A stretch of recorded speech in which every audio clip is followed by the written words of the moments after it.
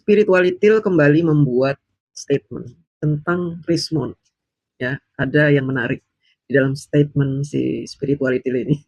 Kita dengarkan teman-teman. Apakah saya curiga dengan status pendidikan dari mantan teman saya itu ya, satu R kan ada dua R ya. RRT itu kan ada dua R, ada satu T. Si Omon itu ya.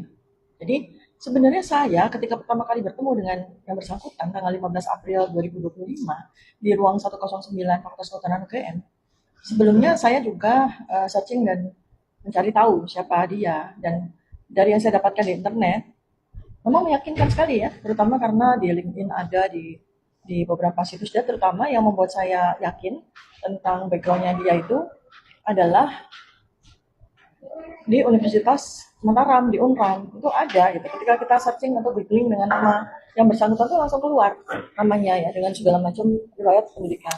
Lalu kemudian juga daftar referensi yang dibuat, daftar jurnal yang dibuat, buku dan sebagainya. Itu yang membuat saya yakin.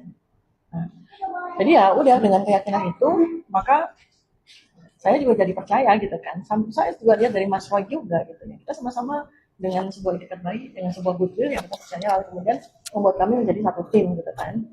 Jadi si Spiritualitil ini mengatakan yakin kepada Rismon karena Rismon dia cek katanya Rismon ini lulusan GM, kemudian Yamaguchi, jadi dia yakin si Rismon ini seorang peneliti sama seperti dia, makanya dia mau bekerja sama dengan si Rismon. Ketika Rismon berseberangan dengan dia, keluar dari komunitas dia sebagai seorang tukang fitnah, penipu, ya kan, mencari-cari kesalahan orang yang mereka benci. Ini mengatakan bahwa saya curiga dan bla bla bla bla bla.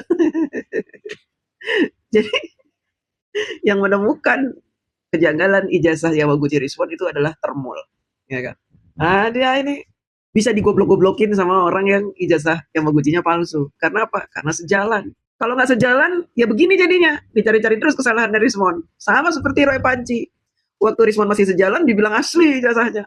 Giliran sekarang sudah tidak sejalan, diutak-atik tuh, dicari-cari terus kesalahannya. Kalau Termul wajar mencari-cari kesalahan si Rizwan. Karena kita berpatokan pada kebenaran. Bukan karena kita berseberangan, tidak. Kita penasaran aja. Kalau memang dia seorang ahli, tentunya dia tidak akan mengatakan ijazah Pak Jokowi palsu. Jadi kita curiga nih, jangan-jangan ini Pak ahli abal-abal. Kemudian diselidikilah si Rismon itu ketemu. Tiba-tiba dia minta RJ dan akhirnya keluar dari kubunya Roy Panci dan Spiritualitil ini kan. Nah sekarang ini si Spiritualitil mulai itu ngorek-ngorek Rismon telat. Kamu harusnya dari awal, kalau emang kamu peneliti, apalagi kamu punya apa ilmu face recognition, harusnya kamu bisa mengetahui bahwa Rismon ini pendusta atau pembohong. Kenapa sekarang kamu baru mulai curiga? Telat. Spirituality telat. Setelah rahasia kamu dengan RH diungkap oleh si Rismon, kamu mulai menyelidiki bahwa Rismon begini, begini, begini. Nah, tanpa saya sadari bahwa ternyata kita ini ternyata ditipu ya, at least sejak tanggal 15 April 2025 itu.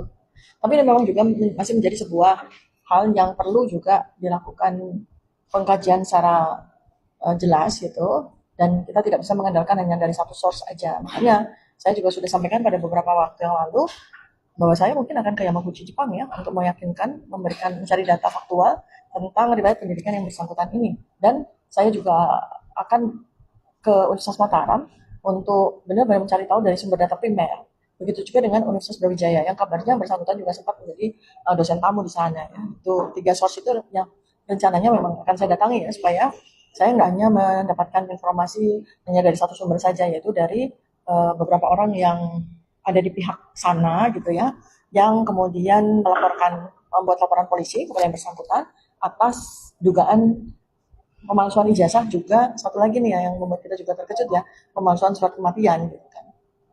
Nah kan kita juga jadi berpikir ya, kalau surat kematian dia punya, ya berarti yang orang ini siapa ini? Jangan-jangan orang ini udah mati. Jadi memang Gak usah lah kamu sekarang sibuk cari-cari kesalahan Rismon. Ya, hanya untuk menekan Rismon supaya Rismon tidak menjadi saksi ahli di pengadilan ijazah Pak Jokowi itu. Di mana dia spiritualitil sebagai tersangka. Sengaja dia mencari-cari kesalahan. Ngapain dia cari-cari kesalahan? Rismon, gak ada guna. Rismon tuh bukan siapa-siapa. Ya, kalaupun ketahuan Rismon ijazahnya palsu, ya kita nggak peduli ya. Biarin aja palsu. Yang penting Rismon sudah tidak lagi menggunakan keahliannya untuk mencari-cari kesalahan Pak Jokowi, kan itu yang penting, ya kan? Tapi dia sepertinya sudah kehilangan cara untuk menjatuhkan Pak Jokowi lagi, sehingga sekarang yang dia bahas adalah Rismon. yang dia tembak sekarang ini adalah Rismon, ya bukan lagi Pak Jokowi. Sibuk sekali orang ini. Maksudnya apa dia mencari-cari kesalahan Rismon? Kan nggak jelas. Ya. Kalau memang dia seorang peneliti, ngapain dia meneliti ijazah Rismon? Kepentingannya apa? Dia hanya mengulur-ngulur waktu supaya dia bisa secara bebas melakukan sesuatu yang memuaskan semua keinginan dia itu. Siapa saja yang bertentangan dengan dia akan dia hajar. Apalagi si Rismon ini pernah dekat dengan dia. Dia anggap Rismon ini pengkhianat, jadi dia harus menjatuhkan Rismon. Terus kasus Pak Jokowi gimana, Bu? Ya, gimana kasus Pak Jokowi? Kamu mau lanjut nggak? Atau kamu sudah kehabisan bahan? Nah kan kita juga jadi berpikir ya kalau surat kematian dia punya ya berarti yang orang ini siapa ini? Jangan-jangan orang ini udah mati. Jadi memang hal-hal ini yang membuat sampai dengan hari ini saya merasa ironis gitu. Kenapa sih berani-beraninya menipu 280 juta orang dan untuk satu kasus yang amat sangat penting bagi negara ini. Berarti kamu nggak punya ilmu dong selama ini. Kamu kan bohong berarti kamu katanya bisa memahami seseorang dari foto. Kamu ketemu langsung dengan Rismon nggak tahu kalau Rismon itu berbohong sama kamu. Bullshit ilmu-ilmu kamu ini bohong semua teman-teman. Dia katanya bisa melihat orang, bisa menebak ini orang penipu atau tidak, pembohong atau tidak. Ini orang bagaimana katanya bisa menghitung urat-urat syaraf. Tai kucing kamu spiritualitil. Mulai kamu ini menguliti diri kamu sendiri dengan kegagalan kamu mendeteksi siapa Rismon sebenarnya. Dan kamu mulai mengakui bahwa kamu kecolongan. Artinya apa? Keahlian kamu itu bullshit. Saya sulit untuk percaya karena di awal ya waktu kami berjuang sama-sama itu saya merasakan ketulusannya, saya merasakan keberaniannya gitu yang susah sekali untuk semua. Tuh siang malam berdiskusi tapi nggak bisa memperhatikan wajahnya Rismon. Katanya kamu punya keahlian face recognition. Gimana itu? Dihapus begitu saja dari ingatan saya, dari kesan saya. Kita sama-sama, kita siang malam kita berdiskusi kemana-mana, berjuang untuk membongkar semua hal ihwal tentang ijazahnya Pak Joko Widodo dan juga kemudian Gibran. Tapi ya itu ternyata ya fakta itu justru malah ditemukan untuk yang pertama kali diungkap oleh satu termul ya di Aswan waktu itu. Ketika kami sama-sama hadir di acara Rakyat Bersuara di Anyos. Ketika kemudian Andi Aswan ini menyerang yang bersangkutan kan dengan bahasa Jepang dan kita semua studio mungkin juga se Indonesia juga tahu kan bahwa yang bersangkutan ini sama sekali tidak mereply atau merespons dengan bahasa Jepang juga. Seandainya orang sekolah di sebuah negara dengan bahasa asing, dengan bahasa Jepang dan hal ini, apalagi dia mengaku kuliah master, kemudian kuliah doktor juga, dan tentunya itu butuh waktu yang bertahun-tahun gitu. Dan requirement atau persyaratan untuk bisa menempuh bidang master maupun doktor. Lah kamu waktu itu diam aja. Waktu itu waktu Rismon nggak bisa menjawab pertanyaan Andi Azwan dengan menggunakan bahasa Jepang, kamu wah membela Rismon mati-matian. Sekarang kamu jelek-jelekin Rismon. Aduh ini orang sakit jiwa nih, ya. Itu kan juga salah satunya adalah menggunakan bahasa Jepang kan. Ini sangat gak masuk akal sebetulnya. Ketika yang bersangkutan bahkan sama sekali tidak bisa mengucapkan satupun kata dalam bahasa Jepang. Tapi karena memang kita tuh satu kubu, lalu kita kemudian berkembang menjadi pertemanan dekat, ada kan sebuah subjektivitas muncul di situ. Masa sih? Dan ada sebuah rasa ingin melindungi gitu, satu sama lain. Jadi kita abaikan itu. Walaupun kemudian waktu berjalan kita mulai suka berdiskusi tentang hal itu. Karena kan kemudian Andi Aswan melihat bahwa ini orang kok nggak melawan sama sekali gitu ya, nggak memberikan klarifikasi sama sekali gitu. Jadi ya kita teruji juga sebetulnya, tapi balik lagi karena dia masih ada di pihak kita, maka kita juga ya udah gitu ya, semacam excuse lah gitu. Dan walaupun kita sudah dia ini teman-teman, ya seorang dokter, dia menghalalkan segala cara. Dia membela orang yang ketahuan berbohong. Jika orang itu mendukung dia, penjahat pun dia akan support. Uri Baret yang beginiin Pak Jokowi, dia support. Nanti kalau Uri Baret tobat juga dia akan ngomong beda lagi. Roy Panci kalau tobat dia ngomong beda lagi. Orang-orang yang keluar dari barisan dia akan bicara berbeda. Saya nggak tahu begini, tai kucing. Tapi sakit jiwa. Ini harus segera di karantina ya dokter ini. Ya. Karena seperti orang yang tidak punya ilmu. Dia mengatakan ahli, saya ahli. Tapi nggak ngerti kalau dia dibohongin sama Rismon. Waduh. juga dalam hati kita gitu ya, itu gimana sih kok bisa gitu kan. Nah lalu beberapa kali juga saya secara pribadi juga menyinggung. Bang, gitu kan, saya akan panggil dia tuh Bang.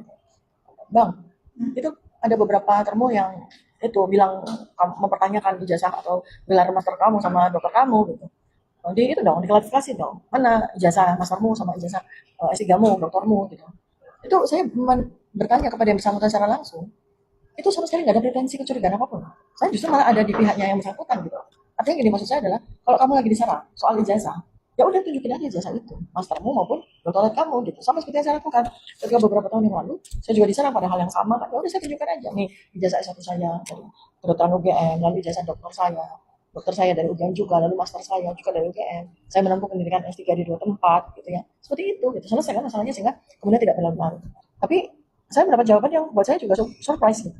Dia bilang, ijazah saya di kampung mbak, di balik ke sana. Ya kalau gitu kan abang sering, katanya ngakunya kan sering pulang. Kalau gitu pas pulang, ambil dong jasa itu. Lalu ditunjukkan aja dalam satu kali kita klarifikasi atau konfres. Atau kalau enggak, minta tolong dong keluarga yang di sana untuk kirim dong ke Pak KJN ya kayak gitu. Tapi kan sampai dengan hari ini kan tidak dia lakukan. Dan itu juga sebetulnya dalam hati saya timbul tanda tanya juga gitu. Tapi saya tepis itu, sekali lagi saya tepis itu. Lalu kemudian sejalan waktu juga ya, kalau kita lagi bahas tentang serangan-serangan Andi Azwan kepada dia terkait dengan bahasa Jepang itu, dia bilang bahwa kalau di sana kan saya ikut yang international program, jadi Pak Prabowo harus bisa bahasa Jepang misalnya gitu. Oke, oke, oke, oke gitu ya. Tapi karena saya sendiri juga pernah sekolah di luar ya, kayaknya tuh tetap kita tuh harus bisa menggunakan bahasa lokal itu untuk meningkat tuh kita ke pasar kayak kita ke grocery atau kita ke Alfamartnya sini gitu. Itu kita bisa lah bahasa bahasa sepatah-patah lah gitu. Seperti juga yang terjadi pada saya waktu saya beberapa kali sekolah di luar negeri gitu ya. Paling enggak kan saya harus bisa bahasa native gitu kan. Nah, itu dia nggak respon gitu ya. Undang-undang gitu bisa bahasa Inggris, bisa natif. Apa? Nggak jelas. Udah males ya. Dia lagi ngegibahin Rismon teman-teman ya. Jadi biarin aja dia berantem sama mantan temannya itu ya. Kita ketawain aja.